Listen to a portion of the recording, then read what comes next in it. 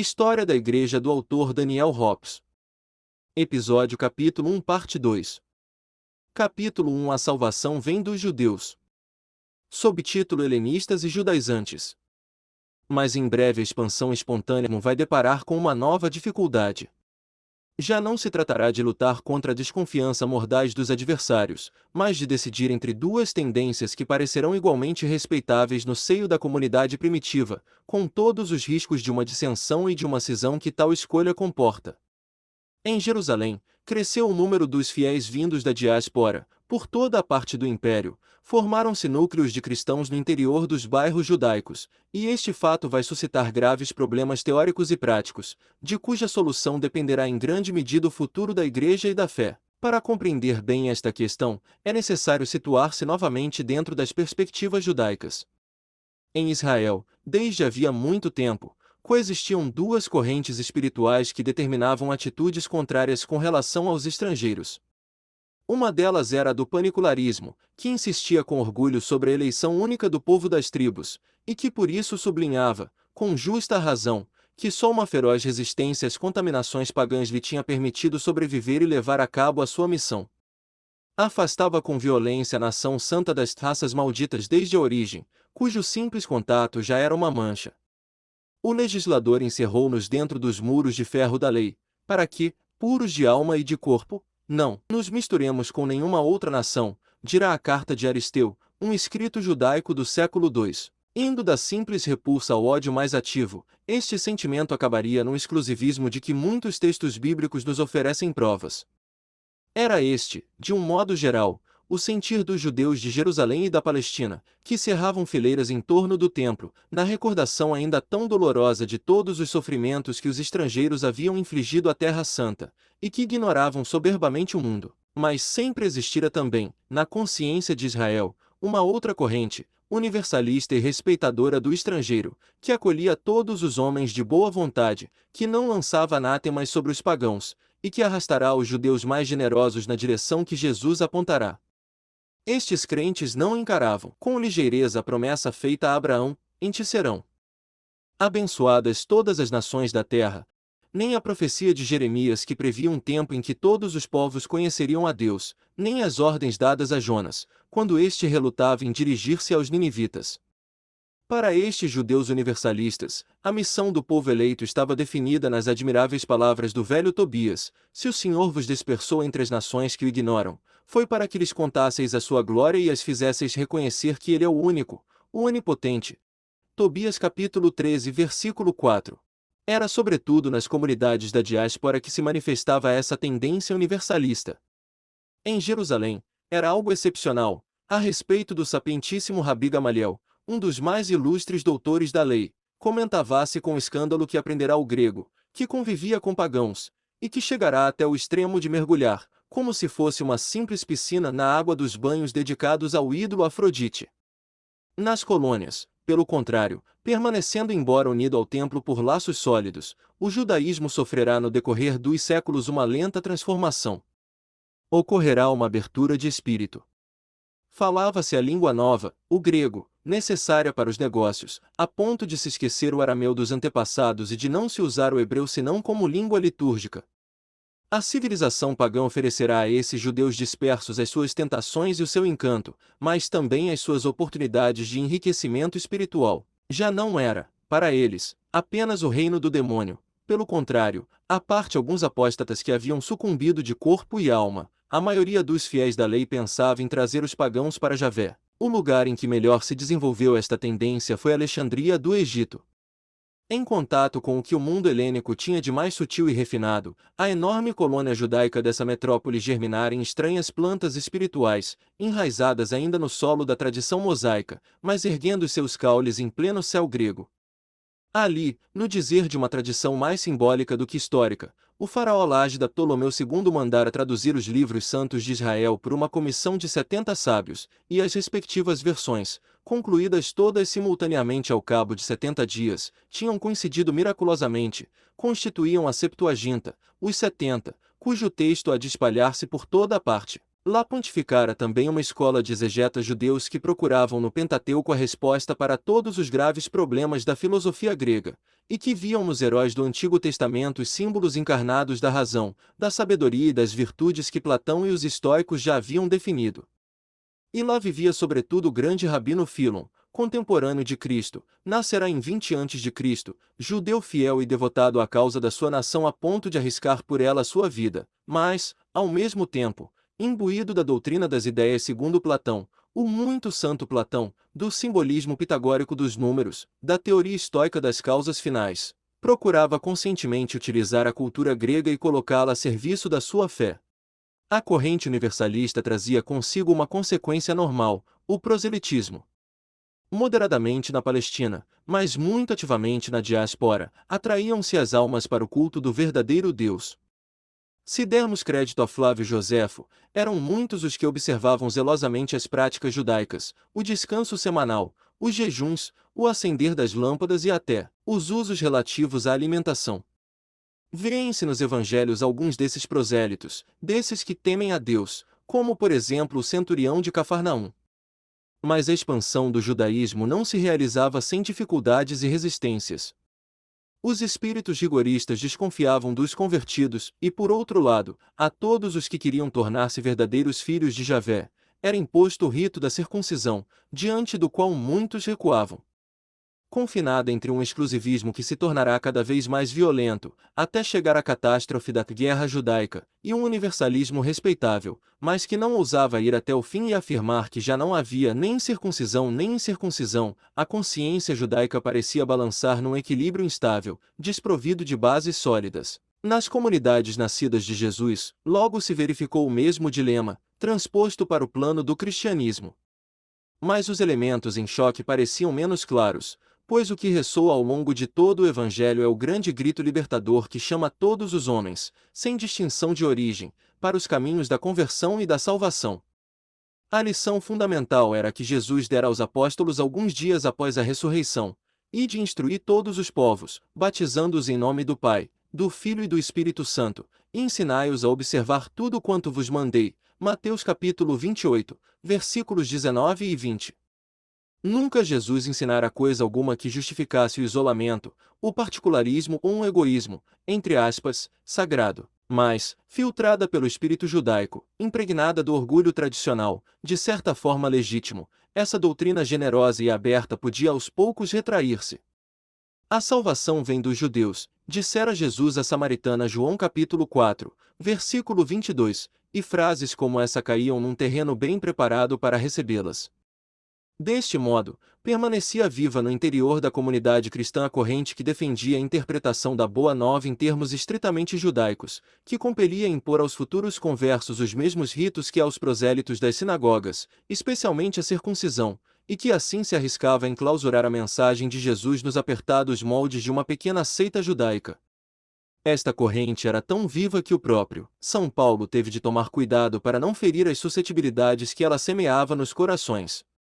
Mas tinha contra si a verdade do ensinamento de Cristo e a dinâmica da história. A tendência exclusivista acabará por ser vencida. Os helenistas, isto é, os judeus convertidos universalistas, originários principalmente da diáspora, levarão de vencidos os judaizantes, excessivamente presos a laços de fidelidades mal compreendidas.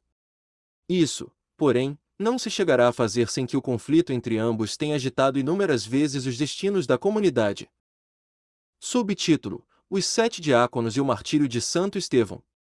Um incidente narrado nos Atos, apesar da maneira prudente como está redigido, permite ver claramente as consequências desta oposição. Por aqueles dias, havendo crescido o número dos discípulos, houve queixas dos helenistas contra os hebreus, porque as viúvas daqueles eram mal atendidas na distribuição cotidiana. Atos capítulo 6, versículo 1. Aparentemente, trata-se apenas de um pequeno detalhe, mas que tem grande peso. É por estes pormenores que se avalia a credibilidade do relato, sublime sob tantos aspectos, mas não mascarado pelo seu autor com cores idílicas. O regime comunitário tinha criado problemas muito concretos, tanto administrativos como de distribuição. A natureza humana, por muito santa que seja, acaba sempre mostrando as orelhas. Os helenistas receavam ser tratados como cristãos de segunda categoria, particularmente no momento em que se distribuíam as ajudas, e esse fato foi, no terreno prático, o resultado daquela tensão espiritual a que já nos referimos. Em pouco tempo, as reclamações tornaram-se tão fortes que houve necessidade de se procurar uma solução urgente. Quando em Roma, no século V a.C., a plebe se mostrará descontente com o regime e se retirara da cidade, disposta à rebelião, tinham sido nomeados magistrados especiais, escolhidos dentre os próprios plebeus encarregados de defender os seus interesses, os tribunos da plebe. Idêntico raciocínio levou a comunidade cristã a dar aos helenistas as mesmas garantias, nomeando uma espécie de funcionários escolhidos nos grupos de fora da Palestina. Estes procurariam fazer reinar a equidade entre os dois grupos da igreja, aliviando ao mesmo tempo os apóstolos das tarefas administrativas.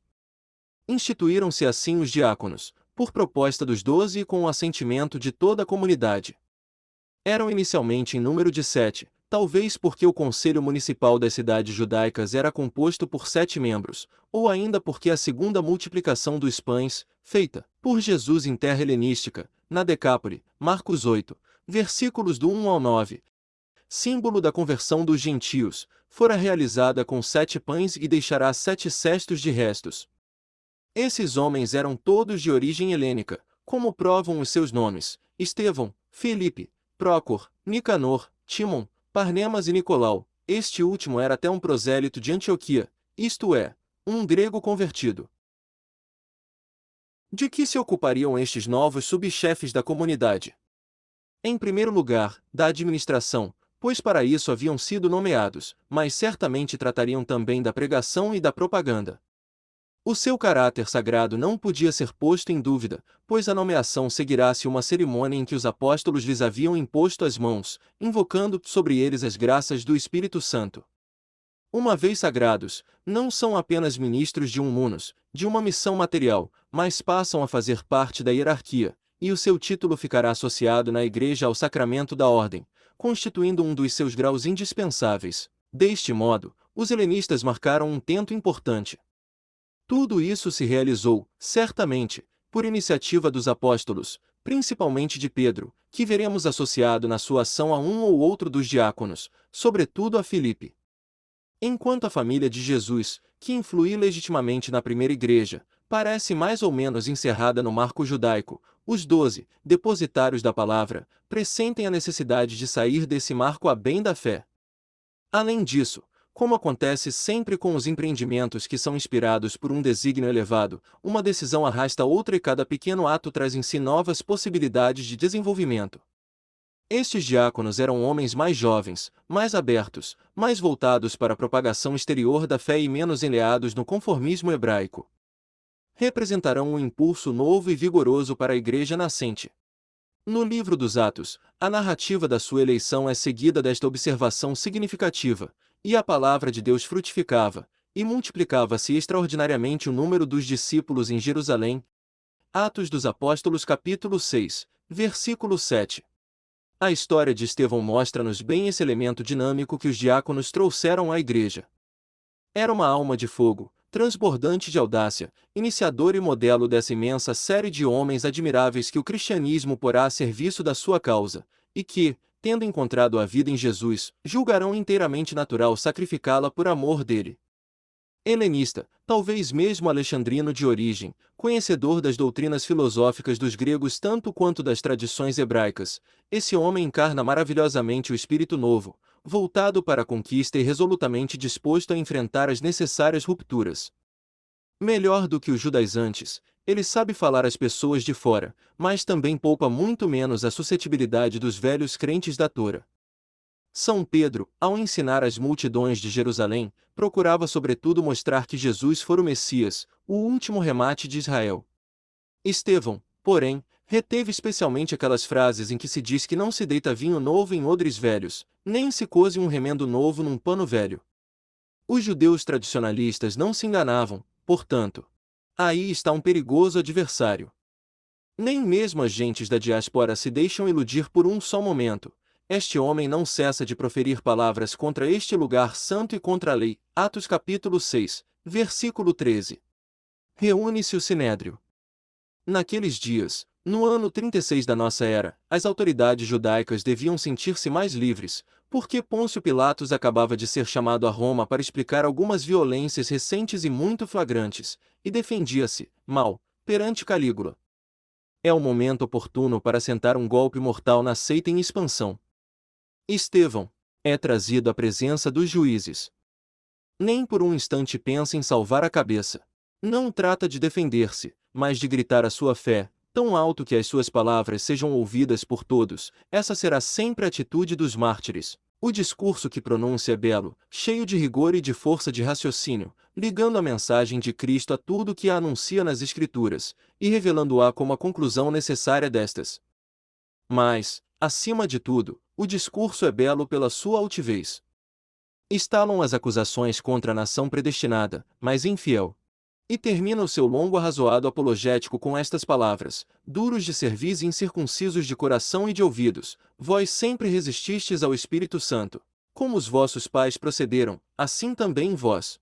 Que profeta os vossos pais não perseguiram? Mataram os que prediziam a vinda do justo, de quem agora vós vos tornastes traidores e assassinos, vós que recebestes a lei por ministério dos anjos, e não aguardastes. Atos 7, versículos do 51 ao 53.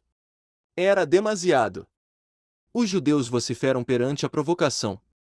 Estevão sabe perfeitamente qual é a sorte que o espera. Vê antecipadamente os céus abertos e o Filho do Homem sentado à direita do Pai.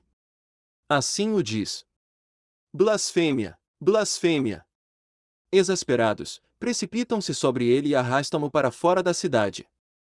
O procurador romano nada saberá dessa condenação à morte completamente ilegal e, seja como for, já nada poderá fazer. O ímpio receberá a pena dos blasfemos, a lapidação. As pedras voam e atingem o diácono, que ora ao Senhor e lhe súplica que perdoe os seus carrascos. A um canto, um jovem estudante fariseu acompanha a cena com um ricto na face, seu nome é Saulo, e encontra-se ali para guardar as roupas dos verdugos. Vede, dissera Jesus, eis que vos envio profetas, sábios e doutores.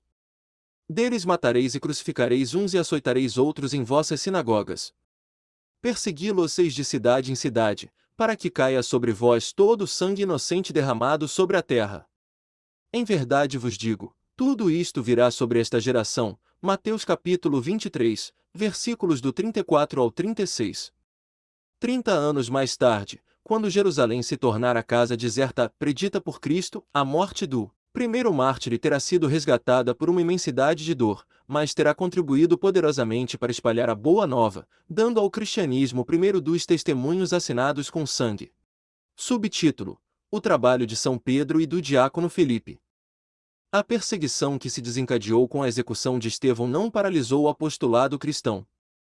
Alguns varões piedosos sepultaram Estevão com grandes sinais de luto, Atos capítulo 8, versículo 2, o que prova que não era ainda tão grande o medo aos judeus. Os helenistas, mais especialmente visados, abandonaram a cidade santa e procuraram um asilo provisório nas suas regiões de origem. Deste modo, o que deveria ter destruído a propaganda cristã acabou por favorecê-la consideravelmente. Sereis minhas testemunhas em Jerusalém, em toda a Judéia, na Samaria, e até os confins da terra. Atos capítulo 1, versículo 8, dissera Jesus aos seus fiéis, e a profecia do ressuscitado ia se realizando. No começo a propaganda cristã tinha se limitado apenas aos meios judaicos, tanto palestinos como helenistas. Foi uma primeira fase, necessária para assegurar bases sólidas ao movimento. O próprio Jesus sublinhara claramente que seria indispensável uma certa gradação, quando, no princípio da pregação dos 12, os proibira de se dirigirem a pagãos e samaritanos, e lhes ordenara que se ocupassem apenas das ovelhas extraviadas de Israel. Mateus capítulo 10, versículo 5. Solidificada por alguns anos de esforços, a comunidade cristã podia agora atrever-se a ir mais longe, a sair dos limites do povo eleito e a obedecer às últimas instruções do Mestre, passando a dirigir-se a todos os povos. E assim partiram por todos os caminhos, talvez em grupos de 2, conforme o costume instituído pelo Senhor, em Marcos capítulo 6, versículos do 7 ao 13, e Lucas 10, versículos do 1 ao 16, como mensageiros da nova fé, cheios de zelo e de uma audácia infatigável. Não levariam dinheiro nem provisões, mas apenas uma túnica, as sandálias e o bastão. Se alguém se recusasse a recebê-los, sacudiriam contra ele a poeira dos seus pés e partiriam para mais longe. Toda a força lhes vinha de uma grande esperança. Não prometeram o Messias que havia de voltar, mesmo antes de que eles tivessem podido percorrer todas as nações? Interpretavam essas palavras ao pé da letra, como coisa que se realizaria imediatamente. Os diáconos parecem ter desempenhado um papel importante nesta expansão do Evangelho para fora dos estreitos limites de Jerusalém. Há sobretudo um Filipe, cuja ação e métodos emergem claramente da narrativa dos Atos. Em contínuo movimento, plenamente disponível à ação do Espírito e sabendo aproveitar todas as circunstâncias, é um propagandista admirável, como desejaria tê-lo qualquer empresa humana, um desses pioneiros que desbravam o terreno e plantam nele as primeiras tendas, até que venham outros, mais amadurecidos, para explorar as suas conquistas e erguer as construções definitivas. Vemo-lo dirigir-se inicialmente à região dos Samaritanos, Atos 8, versículos do 4 ao 25, a fim de levar-lhes a palavra de Deus. Este passo, que a nós não nos parece tão admirável, deve ter sido para os judeus mais do que uma surpresa, era um escândalo. Em Jerusalém e em todos os meios piedosos, odiava-se essa gente da Samaria, esses descendentes de uma corja pagã, esses heréticos, esses sujos, cuja água era, no dizer dos rabinos, mais impura que o sangue do porco. Não lhes perdoavam que, em outros tempos, tivessem erigido no Monte Garizim um templo rival do de Sião, e por isso fora grande o regozijo quando, em 128 a.C., João Hircano lhes arrasara a capital. Ao verem Jesus falando familiarmente com uma mulher samaritana, os discípulos não tinham deixado de manifestar-lhe o que sentiam, que não haviam de pensar agora os fiéis da cidade santa a respeito do diácono que pretendia converter esses malditos. A Samaria estava então em pleno esplendor. Pompeu a reconstruíra, transformando-a em cidade livre, Gabínio a fortificara e Herodes, o Grande, pois claro, pensavam os judeus, tinha-lhe dado uma ornamentação pagã de colunatas, templos e anfiteatros, para lisonjear César Augusto, chegará a rebatizá-la com o nome grego do seu senhor, Sebaste. O povo conservava, porém, uma fé viva, embora um pouco especial, esperava com certeza o Messias, como a samaritana declarara Jesus junto do poço de Sicar, mas entusiasmava-se também com qualquer taumaturgo ou traficante de magias. O ambiente não era fácil. Felipe, no entanto, foi bem sucedido. A multidão, unânime, ouvia atentamente o que ele lhe dizia. Houve alguns milagres que lhe balizaram a pregação, pois muitos espíritos impuros saíam gritando em altas vozes, e muitos paralíticos e coxos eram curados, o que foi causa de grande alegria naquela cidade. Jesus dissera à samaritana, junto do monte Garizim: chegada é a hora em que nem neste monte nem em Jerusalém adorareis o Pai, em que os verdadeiros adoradores adorarão o Pai em espírito e verdade. João 4, versículos do 21 ao 23, e o batismo dos samaritanos ia realizando a profecia. O rumor destes acontecimentos chegou a Jerusalém, e a comunidade alvoroçou-se.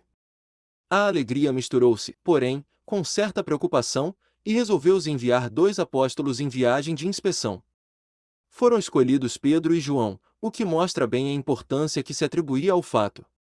Este é o primeiro exemplo de um método que parece ter se tornado sistemático daí por diante: enviar missionários para desbravar o terreno, e mandar depois personalidades mais importantes que verificassem as condições em que realizavam o seu trabalho e estabelecessem os laços com a comunidade da capital. Além disso, a visita dos apóstolos era indispensável porque só eles tinham o poder de, pela imposição das mãos, fazer descer o Espírito Santo sobre os novos cristãos. Pedro e João chegaram, pois, a Samaria, aprovaram o trabalho de Filipe, confirmaram os batizados e retornaram muito satisfeitos, evangelizando as terras por onde passavam. Mais tarde, tornamos a encontrar Filipe na estrada de Gaza, em direção a Saron e ao país dos filisteus, para onde se dirigiu por ordem de um anjo do Senhor. Atos 8, versículo 26. Mesmo durante o percurso, não perde de vista a sua missão, que é levar a palavra e semeá-la aos 4 ventos. Tendo subido a carruagem de um viajante benévolo, notou que o amável condutor, um eunuco etíope, oficial de Candace, rainha do país de Mersé, no Sudão, lia apaixonadamente os textos sagrados de Israel, ofereceu-se para explicar-lhe o sentido dessas passagens, comentou-lhe com ardor o célebre texto em que Isaías profetiza a vinda do Messias sofredor. E soube ser tão persuasivo que o viajante se converteu e pediu para ser batizado ali mesmo e recebeu a água santa à beira da própria estrada. Nunca é demasiado cedo ou inoportuno quando se trata de ganhar uma alma para Cristo. Felipe chega depois, por Asdod, a Cesareia, onde se instala e donde ilumina toda a região com o anúncio da Boa Nova. Voltaremos a vê-lo ainda lá estabelecido quando por ali passar São Paulo. Atos 21, versículos 8 e 9. Já havia, pois, comunidades cristãs fundadas a oeste e a norte da Palestina, e novamente São Pedro vai inspecioná-las. Entra em contato com os recém-convertidos, permanece entre eles e fortifica-os na fé. 2 milagres realizados em terras de filisteus contribuem poderosamente para aumentar a irradiação da nova crença, a cura de um paralítico em Lida e a ressurreição de uma mulher em Jope. Assim a fé começa a sair dos meios helenistas para atingir as próprias almas estrangeiras.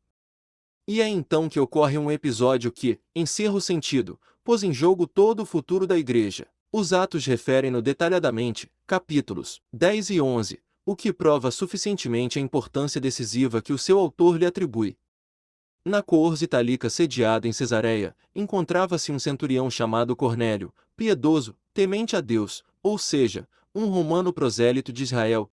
Certo dia, um anjo de Deus ordenou-lhe que mandasse buscar em Jope um certo Simão, conhecido por Pedro, que se hospedava junto ao mar na casa de um curtidor de peres. Cornélio mandou imediatamente 2 servos e um dos seus soldados, talvez prosélitos como ele. No dia seguinte, enquanto estes homens se aproximavam da cidade, por volta do meio-dia, Pedro, que estava em oração no terraço da casa, entrou em êxtase. No céu aberto, sobre uma grande toalha, viu serem-lhe apresentados todos os tipos de iguarias, e ele convidado a prová-las, ainda que houvesse entre esses alimentos carnes impuras que não tinham sido legalmente tributadas e purificadas. A sua alma de judeu fiel revoltou-se com a oferta tentadora, mas fez-se então ouvir por 3 vezes uma voz que lhe mandava pôr de lado os preceitos sobre as purificações legais e obedecer a Deus. As leis sobre a pureza e impureza dos alimentos, tais como a Torá as formulava, podem parecer-nos de medíocre importância, mas não o eram para um israelita de então, o mais humilde dos crentes, como os 7 irmãos mártires do 2º livro dos Macabeus, R7, 2, preferia morrer a transgredi-las. Pedro via-se, pois, mergulhado numa grande agitação interior quando os mensageiros de Cornélio bateram à sua porta. Foi com eles a Cesareia e encontrou-se com o centurião, que lhe relatou a sua própria visão. Subitamente fez-se luz no espírito do apóstolo. Compreendeu o que Deus tinha querido dizer-lhe no seu estranho êxtase. Era preciso ultrapassar certos preceitos legais judaicos, que resultavam unicamente da letra, e submeter-se ao espírito. Este pagão de boa vontade, que queria conhecer Cristo, era impuro aos olhos da Torá, e todo aquele que se sentasse à sua mesa ficaria manchado. E, no entanto, o que Deus esperava de Pedro era que o acolhesse, o batizasse e fizesse dele um cristão. Intranquilo com a decisão a tomar, o apóstolo hesitava. Mas nesse momento produz-se um fenômeno sobrenatural, um pequeno Pentecostes. O Espírito Santo desce de maneira visível sobre os presentes, e Pedro, docilmente, lançando-se talvez sem o saber no caminho que será o do triunfo da Igreja, batiza Cornélio e toda a sua casa, deixando de lado as observâncias judaicas e ultrapassando a lei de um só golpe. Este fato teve uma importância capital. Em Jerusalém, os elementos judaizantes mostraram-se apavorados. Quando Pedro regressou, assaltaram-no como perguntas e recriminações: entraste em casa de incircuncisos e comeste com eles. Atos 11, 3. O apóstolo explicou-se, fez com que os 6 companheiros que o tinham acompanhado na viagem narrassem o que se havia passado, e referiu a descida do Espírito Santo. Podia ele mostrar-se mais rigoroso do que o próprio Espírito? Por fim levou a melhor, não só quanto ao direito que se tinha arrogado de violar a Torá, comendo em casa de impuros, mas também quanto ao batismo que ministrara ao pagão Cornélio. O conflito entre as duas tendências fundamentais, a particularista e a universalista, resolvia-se, pois, neste caso, a favor da segunda. É certo que, aos olhos dos judaizantes, se tratava apenas de uma exceção justificada pela têmpera moral de Cornélio, e a resistência a novas transgressões da lei será tão grande que o próprio Pedro terá de recuar em algumas ocasiões. Não importa. Estava tomada a opção decisiva, que o gênio de São Paulo confirmará mais tarde. Subtítulo: Herodes Agripa, perseguidor. Nas coisas humanas, acontece frequentemente que, no exato momento em que se impõe uma mudança de orientação, certas circunstâncias estranhas à vontade provocam a decisão necessária e constrangem o espírito a romper com os processos antigos. É assim, por exemplo, que na vida das nações a política externa pesa sobre a política interna com uma força às vezes decisiva. Para a primitiva comunidade cristã, o difícil problema da escolha entre as duas tendências a que vimos aludindo dará um passo decisivo porque os acontecimentos exteriores irão constrangê-la a preparar o futuro, na própria hora em que os alicerces do passado estarão a ponto de ruir. A perseguição desencadeada pelo incidente de Santo Estevão nunca tinha cessado completamente. Oscilando entre períodos de calma e de recrudescimento, sempre conturbará mais ou menos os cristãos, tanto hebreus como helenistas.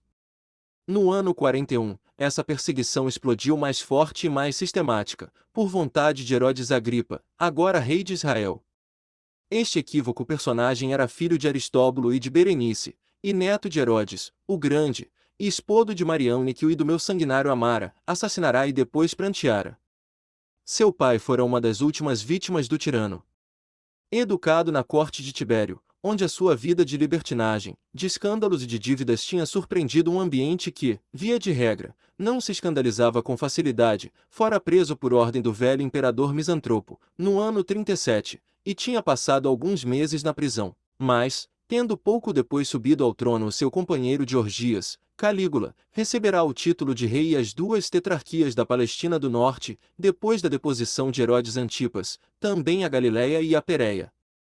Em 41, Cláudio acrescentara ainda a Judéia e a Samaria, reconstituindo para ele o reino herodiano. Desde a sua chegada a Jerusalém, este libertino, que não era tolo, alardeou um grande zelo religioso com o fim de conquistar as boas graças do povo.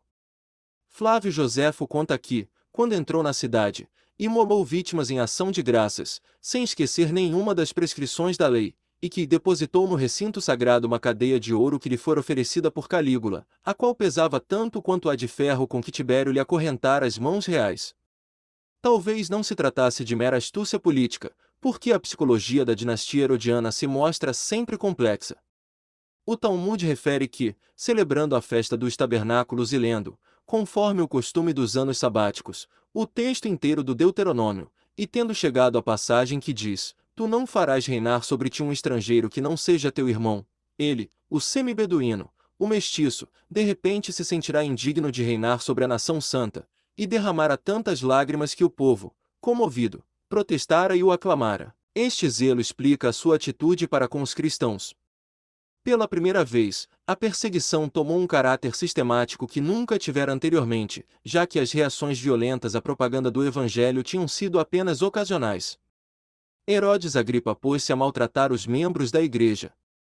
Matou à espada Tiago, irmão de João, Atos 12, versículo 1 e 2. Trata-se do filho de Zebedeu, de quem tantas vezes se fala nos Evangelhos. Pela primeira vez, um apóstolo, um dos 12, dava o seu testemunho de sangue. Eusébio, segundo Clemente de Alexandria, conta que este martírio deu origem a um belo episódio, como tantos outros que ocorreram depois nos tempos heróicos das grandes perseguições. O denunciante de Tiago, ao sustentar a acusação perante o tribunal, ficou de tal modo impressionado com a coragem do apóstolo que se converteu ali mesmo e se declarou cristão. Conduzido ao suplício com a sua vítima, suplicou-lhe que lhe perdoasse. Tiago refletiu um instante e disse: A paz seja contigo. E abraçou-o. O próprio Pedro foi também preso na mesma ocasião.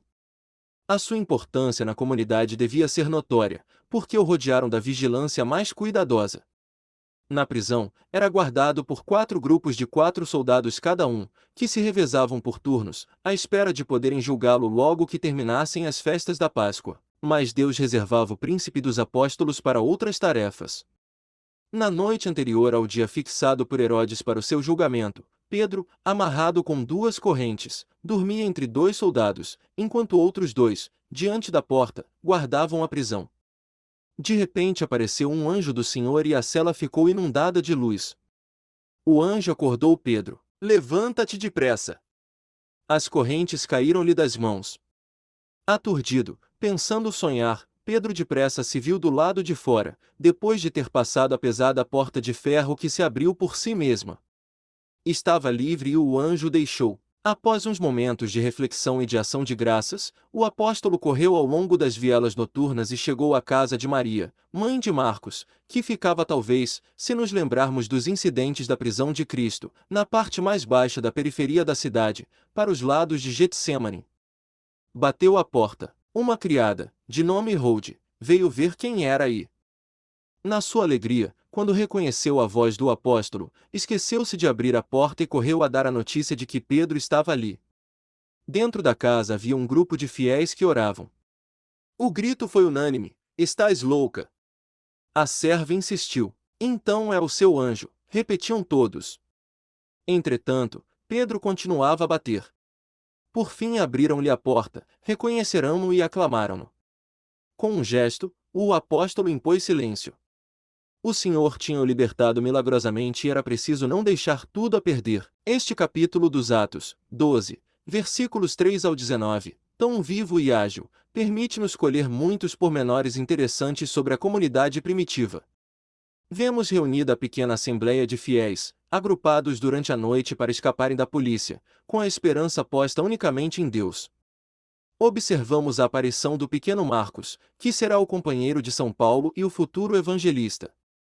Verificamos que Pedro, uma vez em liberdade, ordena que previnam imediatamente Tiago e os irmãos, isto é, possivelmente o grupo dos anciãos congregados em torno do irmão do Senhor, como se tratasse de uma autoridade regular da comunidade.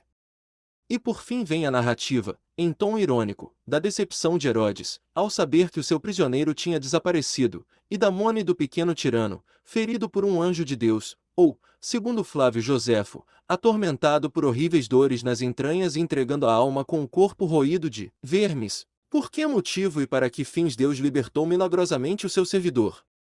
Os Atos dizem-nos apenas que Pedro foi para outro lugar. Mas a sequência da história cristã permite-nos compreender melhor o sentido do episódio. A palavra de Deus crescia e se espalhava sempre mais. Atos 12, 24. Longe de amortecer a expansão da igreja, a perseguição de Herodes ajudou-a. Mais séria do que as precedentes, obrigou os cristãos a abandonarem a cidade santa e a irem procurar asilo em outros lugares. De um momento para o outro, a sementeira expande-se. Uma das comunidades cristãs do exterior vai abrigar grande número de fugitivos e assumir uma situação primordial, Antioquia, para onde, segundo a tradição, se dirigiu o próprio Pedro. Ora, Antioquia, cidade grega, universalista por natureza, que substituiria Jerusalém como capital da nova fé, deveria forçosamente arrastar essa fé no sentido em que ela já era levada. Este fato, que é de uma extrema importância histórica, manifestar-se-á claramente no dia em que a cidade santa de Davi cair sob os golpes dos conquistadores romanos. Subtítulo: Antioquia. Capital da província romana da Síria, Antioquia era então uma das primeiras cidades do Império, a terceira ou quarta em importância. Depois que um dos reis Seleucidas a fundara, no ano 300 antes da nossa era, nenhum dos seus descendentes deixará de aumentá-la e de embelezá-la. A sua muralha fortificada estendia-se pela planície, numa área aproximada de 60 hectares, e subia depois pelas vertentes do Sílpio, onde, sobre as encostas avermelhadas, se escalonavam o branco amontoado das casas com terraços, os jardins eriçados de ciprestes e de bucho, e os templos de Pan, de Afrodite e de Esculápio. Situada no extremo dos desfiladeiros por onde desliza o Orontes através do Monte Amano, conforme a lenda, as pegadas do gigante Tifão que fugia da cólera de Zeus. Antioquia era uma cidade de encruzilhada, de ponte e de fundo de estuário. Os camelôs do deserto, vindos de Baalbec, de Palmira ou da Mesopotâmia, traziam para as suas docas imensas quantidades de mercadorias, que eram embarcadas no vizinho porto de Seleucia, ou mesmo no próprio cais da cidade, em navios de todo o Imperium. Riquíssima, cosmopolita, medianamente dissoluta como a maioria das cidades helênicas, era um desses lugares de encontro, de misturas e de sincretismo, como havia tantos no Oriente. A colônia judaica era ali antiga e numerosa. Flávio Joséfo fala de 50.000 almas, a quinta ou sexta parte da cidade, isto é, um bairro inteiro. Comerciantes, estes israelitas falavam a língua grega, viviam como gregos, mas preservavam a sua fé, reuniam-se nas suas 4 sinagogas e resolviam os litígios entre eles sob a direção de um ancião, o alabarca. Nesta comunidade judaica da diáspora, semelhante a tantas outras, a fé cristã fora semeada havia já muito tempo. Aqueles que foram dispersados pela perseguição que houve no tempo de Estevão, chegaram até a Fenícia, Chipre e Antioquia, pregando a palavra somente aos judeus. Alguns deles, porém, que eram de Chipre e de Cirene, entrando em Antioquia, dirigiam-se também aos gregos, anunciando-lhes o evangelho do Senhor Jesus. A mão do Senhor estava com eles e foi grande o número dos que receberam a fé e se converteram ao Senhor. Atos 11, versículos do 19 ao 21. Vê-se claramente, pois, que o problema fundamental, o da escolha entre o particularismo judaico e o universalismo cristão, já fora resolvido na comunidade de Antioquia. Se houve no seio desta igreja dois grupos de convertidos, um judeu-cristão e o outro helenista cristão, as suas relações eram certamente boas, melhores do que em Jerusalém, já que eram minoria numa terra estrangeira. A segunda epístola aos Gálatas revelar-nos-á que comiam juntos, isto é, que também ali os preceitos da pureza legal tinham sido ultrapassados. Foi isso que inquietou a igreja de Jerusalém, quando lhe chegou a notícia desses fatos. O exemplo de Antioquia reavivou os temores suscitados pelo incidente de Cesareia? Ou pretendeu-se apenas verificar com júbilo o êxito do evangelho naquela cidade síria? A verdade é que se resolveu enviar para lá um inspetor. O escolhido foi José, chamado Barnabé, filho da Consolação, que a comunidade de Jerusalém admirava pela sua caridade. Um homem de bem e cheio do Espírito Santo e de fé. E de sabedoria também, como viria a demonstrar. Cipriota de origem, falava o grego desde a nascença, mas, pela raça, pertencia à tribo de Levi, que o Eterno sempre abençoara e mantivera ao seu serviço. É preciso prestar homenagem a este mensageiro do Evangelho, cuja figura foi mais ou menos eclipsada pela luz de São Paulo, mas que soube discernir o bom caminho numa encruzilhada delicada. Chegou a Antioquia, entrou em contato com os chefes da comunidade, Simeão, o Negro, Luciano de Cirene e Manarrem, irmão do tetrarca Herodes, a quem os atos se referem um pouco mais adiante. 13:1. Ponderou o êxito da expansão cristã entre os judeus, os prosélitos e sobretudo os pagãos, e concluiu que esse êxito não podia ser senão obra da vontade divina. As conclusões do seu inquérito convidavam, pois, a aprovar os métodos seguidos em Antioquia. Assim, a impressão que dá esta humanidade cristã da Síria é de estar já em plena prosperidade uns 12 ou 15 anos após a morte de Cristo. Um detalhe relatado por São Lucas denota a importância deste grupo. Foi lá que pela primeira vez se usou o nome de cristãos. Talvez por razões administrativas, a menos que se tratasse de uma alcunha, pouco usada a princípio. Os próprios Atos, fora a frase em que assinalam o momento em que começou a ser usada, Atos 11, versículo 26, só utilizam a palavra uma outra vez e não a encontramos nos textos primitivos a não ser numa epístola de São Pedro, 4:16. Seja como for, a sua significação é clara. Como se havia de designar aquela gente que aumentava em número e que dava que falar? Judeus? Nem todos o são, antes parecem ser de uma espécie particular. Reclamam para si o Crestos? Sejam então cristãos. A mais antiga tradição da Igreja Católica, tal como é sublinhada pela celebração, a 22 de fevereiro, da festa da Cátedra de São Pedro em Antioquia, associa ao desenvolvimento desta comunidade a recordação formal do Príncipe dos Apóstolos. A permanência de Pedro em Antioquia é certa, citada, por exemplo, Gálatas 1 capítulo 2, versículo 11. Teremos de admitir que, no dia seguinte ao da perseguição de Herodes Agripa, ele se foi instalar nas margens do Orontes e transferiu realmente a sua sede de uma cidade para outra? Jerusalém, Antioquia e Roma, essas teriam sido as três etapas pelas quais passou o cristianismo, desde a pequena e fechada comunidade da Cidade Santa até o universalismo da Cátedra Petri. Seja como for, maravilhosamente situada para que a palavra se projetasse em todas as direções, Antioquia vai desempenhar um papel fundamental no momento em que se torna necessário ampliar a propaganda cristã. A irradiação proveniente de Jerusalém era suficiente para que o evangelho chegasse a Samaria e ao Sáron. No futuro, seria preciso partir para o assalto ao mundo helênico, e de lá se atingiria Roma.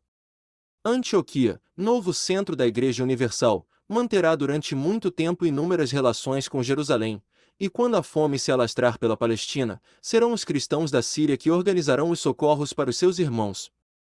Mas essas relações não são mais do que relações de amizade e de respeitosa fidelidade. Daí por diante, o cristianismo voltar-se-á para horizontes mais vastos do que os da terra prometida. Jerusalém pode desaparecer, porque os caminhos do Senhor estão já preparados. Subtítulo: O fim de Jerusalém. Enquanto a nova fé se prepara para espalhar pelo mundo uma luz incomparável, na Palestina tem-se a impressão de que o seu desenvolvimento está paralisado. A partir dos anos 50, já não se vê na Terra Santa a animação entusiástica dos primeiros tempos. As comunidades primitivas agora parecem vegetar na sombra, e mesmo a de Jerusalém já não brilha com um fulgor tão vivo. O orgulho judaico teria sido um obstáculo intransponível?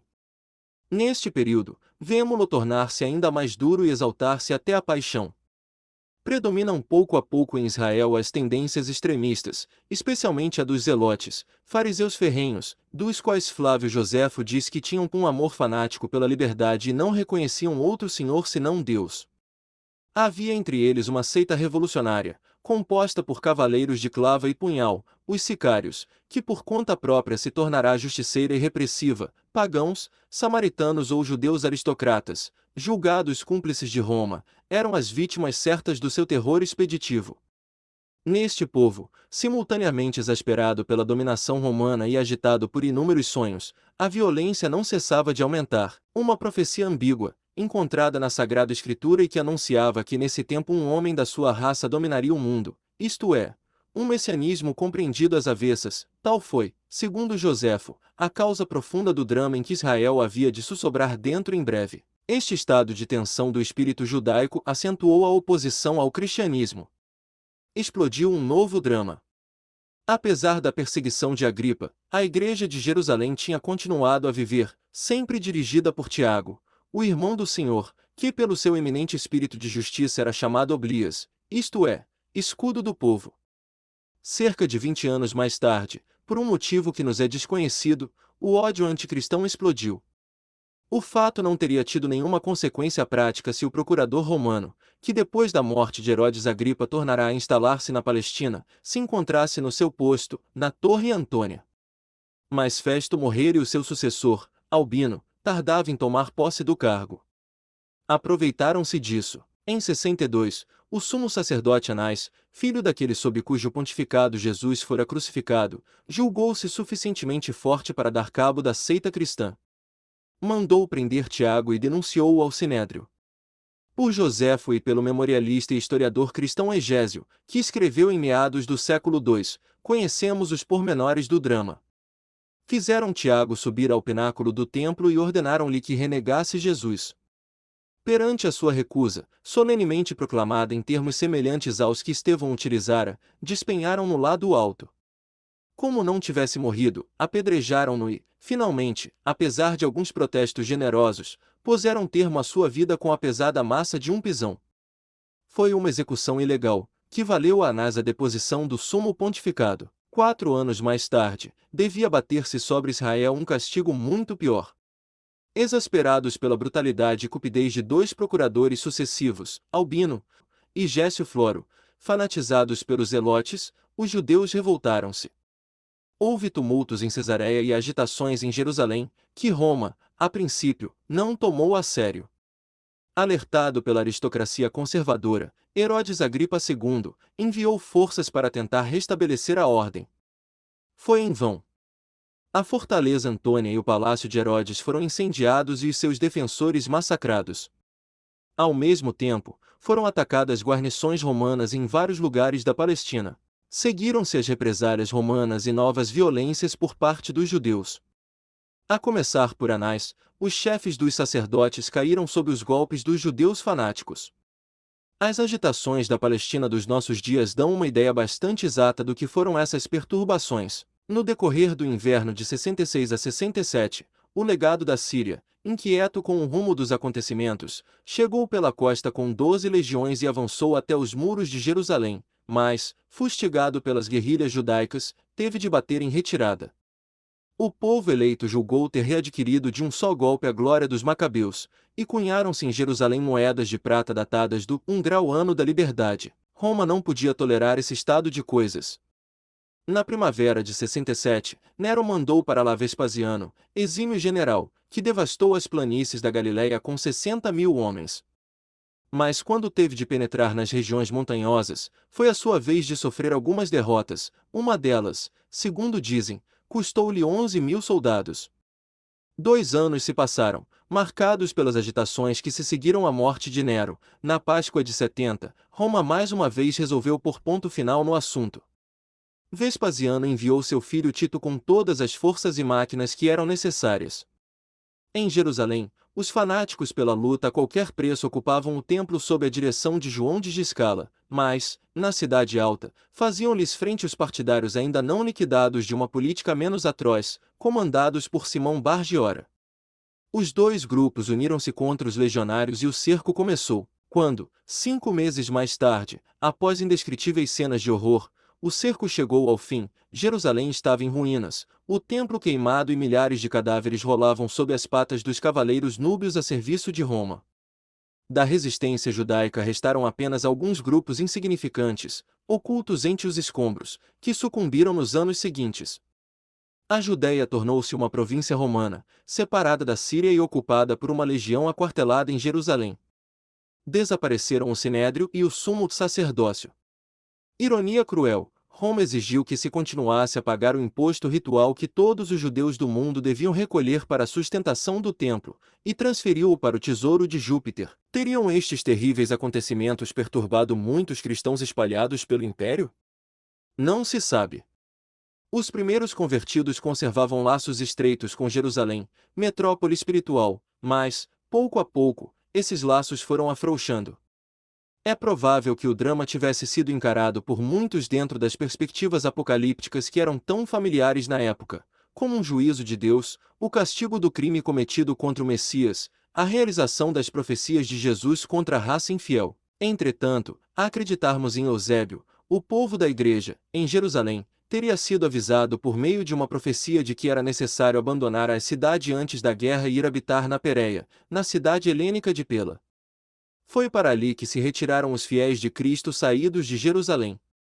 Esta medida salvadora deve ter sido ordenada por Simeão, um dos filhos de Cleofas, outro parente de Jesus, que tinha sucedido a Tiago.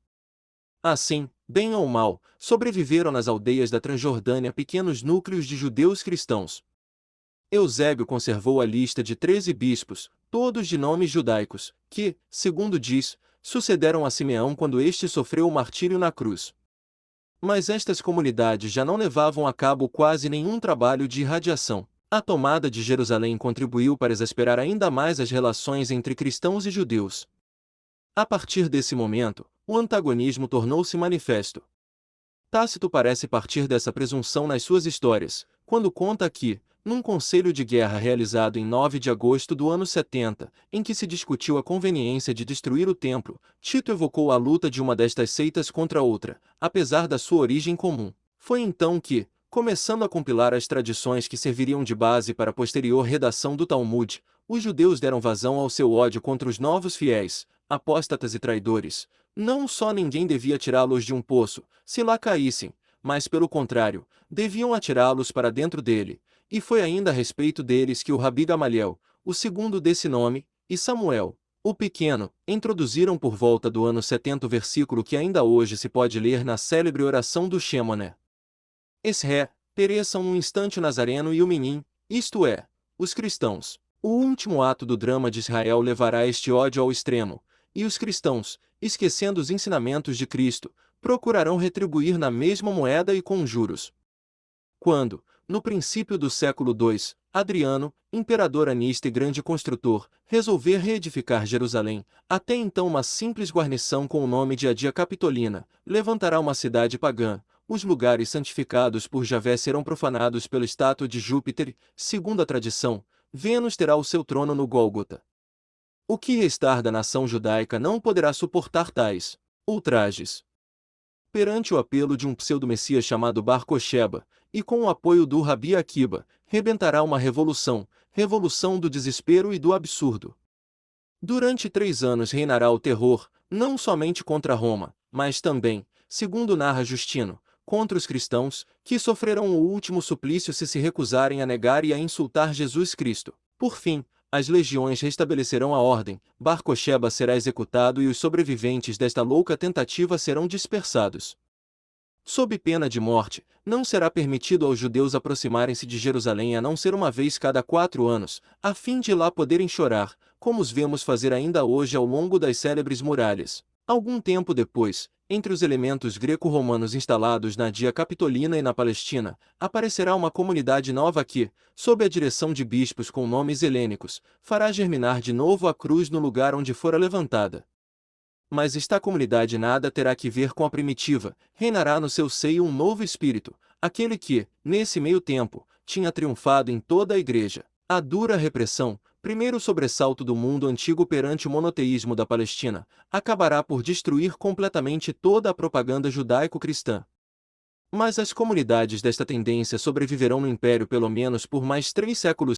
Santo Inácio de Antioquia porá em guarda os verdadeiros fiéis contra os observantes das práticas judaicas. Seguir ainda hoje os princípios do judaísmo é o mesmo que confessar que não se recebeu a graça. Rejeitai o mau fermento, o fermento velho e azedo.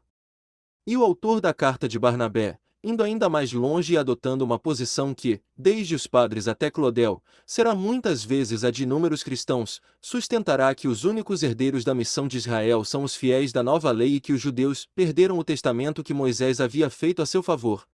Isoladas, debruçadas sobre si mesmas, privadas das águas vivas do grande rio cristão, muitas dessas comunidades se deixarão contaminar e irão beber em fontes impuras. Aparecerão tendências suspeitas, desde a época de Simeão, e dentro em breve será por meio da história das heresias que se chegará a esses charcos nascidos daquilo que tinha sido uma corrente tão pura.